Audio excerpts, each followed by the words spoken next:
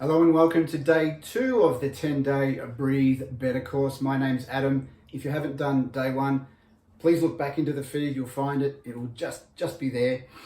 It will give you a better understanding of where we're headed to, and it'll give you a foundation for even today and then moving forward.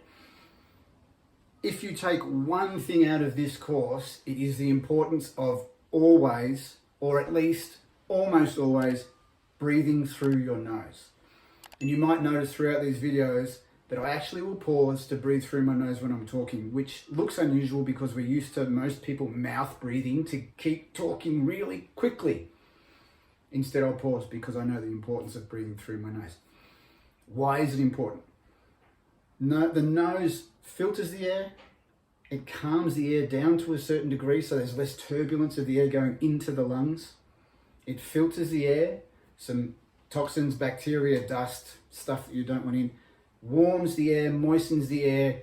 Look, it does a whole bunch of stuff to the air. There's even some really interesting information coming out about nitric oxide. You can search for that if you would like. Very important gas. You only get it when you breathe through your nose. Conversely, when you mouth breathe, there are none of these protections. The air comes in very turbulently. It dries the throat out. The lungs just don't like the air quite as much when it comes in through the mouth. Often when you're mouth breathing as well, you breathe high and you breathe fast, which is moving towards dysfunctional breathing. So today, I really want you to start focusing on this idea of always breathing through the nose. In fact, the way I talk to it about my clients is if you are not eating or talking, keep your mouth shut.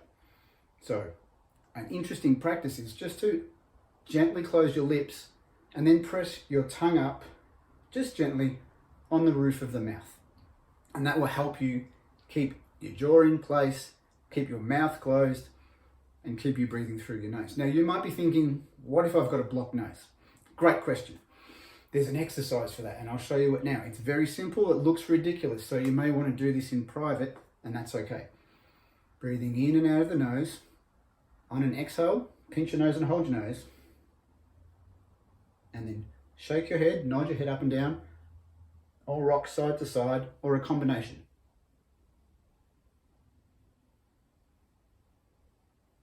As I said, it does look quite ridiculous, but what it does with that breath hold is it starts to open up the airways. So you would hold just as long as you can till you feel a slight to moderate air hunger. Get your breath back. Nice, calm breath back. 30 seconds, go again. You might need to do 5 rounds to get your nose clear. Again, for most people, most of the time, this works. It won't work all of the time. There are some reasons that your nose might stay blocked. And then you can look into other things, nasal decongestants, even oils, steam, different things to open up the nose. Again, if you're interested in finding out more of that, please just search the web. There's heaps of great ideas out there. I find that this one, pinch your nose, hold your nose, moving my head around, works more than 90% of the time. Now, there's a bit of an elephant in the room, and that is sleep time. Do you know if you breathe through your nose or your mouth when you sleep?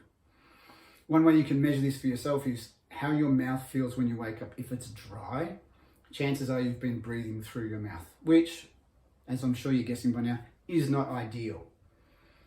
Also, if your partner, or maybe your next door neighbour, is telling you you're snoring, chances are it's through the mouth as well. We're not even going to get into sleep apnea and other dysfunctions of breathing at night time. Most of these happen when the mouth's open. I'm going to ask you now to investigate whether you're breathing through the mouth or not at night. One of the best ways of solving the problem without having to do anything too dramatic is to simply tape the lips shut at night.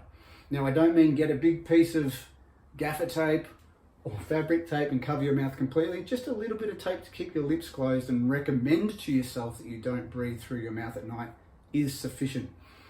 If you don't like the idea of tape over the lips that closes the lips, you can search for myo tape, which actually goes around the lips and just kind of gently presses the lips together.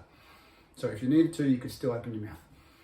I use a tape called 3M Micropore, which is a paper tape. It's porous. You can still breathe through it a little bit. I only put a little bit in the middle, so I've still got room on the outside if I feel like I need it. seems to work for me. If you are unsure about this, I would recommend that you go and buy some tape, put it on your lips during the day, maybe not while you're walking down the street, because again, it'll look a little bit ridiculous, and get used to taping your lips shut. Over a few weeks, maybe a couple of months, this will really start to benefit you. I know personally that I sleep so much better when I know my lips are shut. I sleep through the night, I don't wake up needing to go to the toilet, I don't have a dry throat, don't wake up needing a drink, and the quality of sleep and how I feel the next day is so much more improved. So I still tape my mouth shut most nights, and I highly recommend it, but it's up to you. So again, if you take nothing except one thing out of this video, out of this series of videos, out of this entire course, program, workshop, whatever you want to call it, it's that breathing through the nose is the foundation of all functional breathing. Again, I'll be back tomorrow with another video. Thank you for watching. If you've got any questions, feel free to message me. Please like my page, follow me on socials, and if you've got a friend who might dig this content, please share. See you tomorrow.